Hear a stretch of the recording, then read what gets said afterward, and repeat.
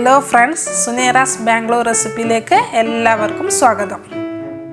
ഇന്ന് നമുക്ക് lemon rice എങ്ങനെ ഉണ്ടാക്കാമെന്ന് നോക്കാം. ഞാൻ ഇവിടെ ഇന്നലെ വേവിച്ചെടുത്ത പച്ചരിച്ചോറാണ് എടുത്തിരിക്കുന്നത്. പച്ചരിച്ചോറ് ഉണ്ടാക്കുന്നതിന്റെ വീഡിയോ ഞാൻ ചെയ്തിട്ടുണ്ട്. അതിന്റെ ലിങ്ക് മുകളിൽ കൊടുത്തിട്ടുണ്ട്.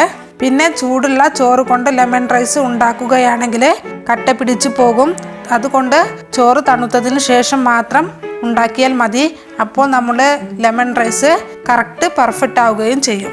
ഞാനിവിടെ 3 പേർക്ക് കഴിക്കാവുന്ന ചോറിൻ്റെ അളവിലാണ് കാണിക്കുന്നത്. നിങ്ങൾക്ക് എത്ര വേണമെങ്കിലും എടുക്കാവുന്നതാണ്.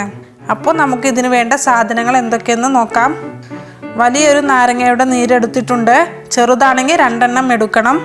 കടുക് 1/2 സ്പൂണ്, കടലപ്പരിപ്പ് 1 സ്പൂണ്, ഉഴുന്നുപരിപ്പ് 1 സ്പൂണ്, കപ്പലണ്ടി 1 ടേബിൾ സ്പൂണ്, എണ്ണ 1 ടേബിൾ സ്പൂണ്, ഉപ്പ് ആവശ്യത്തിന്, മഞ്ഞൾപ്പൊടി 1/4 സ്പൂണ്, വലിയ ഉള്ളി പകുതി നീളത്തിൽ അരിഞ്ഞത്, ഉണക്കമുളക് 3 എണ്ണം നടുക് മുറിച്ചെടുത്തിട്ടുണ്ട്, കറിവേപ്പില 2 തണ്ട്. ഫസ്റ്റ് നമുക്ക് പാനിൽ എണ്ണ ചേർത്ത് നല്ലപോലെ ചൂടാക്കിയെടുക്കണം.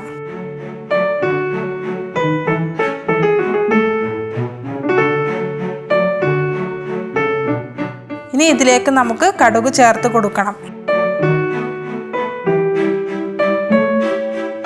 ഇപ്പോൾ കടുക് പൊട്ടി വന്നിട്ടുണ്ട്. ഇനി ഇതിലേക്ക് നമുക്ക് കടലപ്പരിപ്പ്, ഉഴുന്ന്, കപ്പലണ്ടിയും ചേർത്ത് ഒന്ന് വറുത്തെടുക്കണം.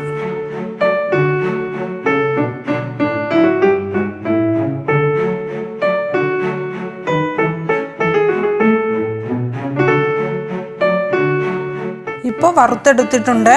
ഇനി ഇതിലേക്ക് ഉള്ളിയും കറിവേപ്പിലയും ഉണക്കമുളകും ചേർത്ത് 1 മിനിറ്റ് വഴറ്റണം.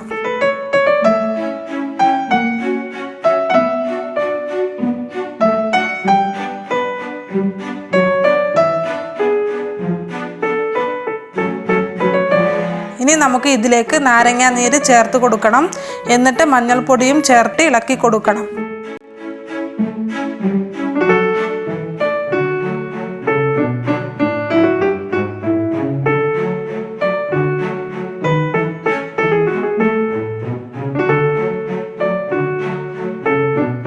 പിന്നെ ആവശ്യത്തിന് ഉപ്പും ചേർത്ത് കൊടുത്ത് ഒന്നും കൂടെ ഒന്ന് ഇളക്കി കൊടുക്കണം.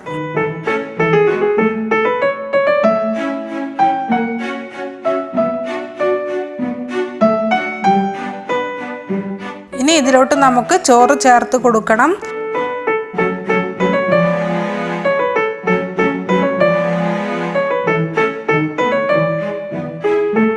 എന്നിട്ട് നല്ല പോലെ ഒന്ന് ഇളക്കി കൊടുക്കണം.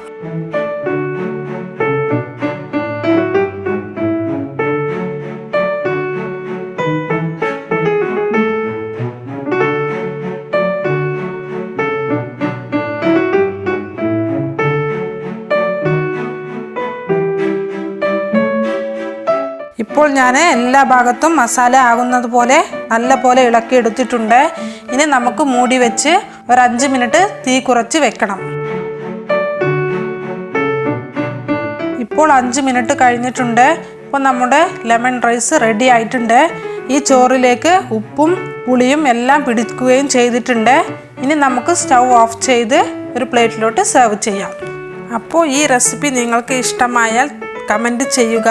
ഇതുവരെ സബ്സ്ക്രൈബ് ചെയ്യാത്തവരുണ്ടെങ്കിൽ തീർച്ചയായും സബ്സ്ക്രൈബ് ചെയ്യുക. അടുത്തുള്ള ബെൽ ഐക്കൺ കൂടി പ്രസ് ചെയ്യുക. അടുത്ത വീഡിയോയുമായി വീണ്ടും വരാം. Thank you.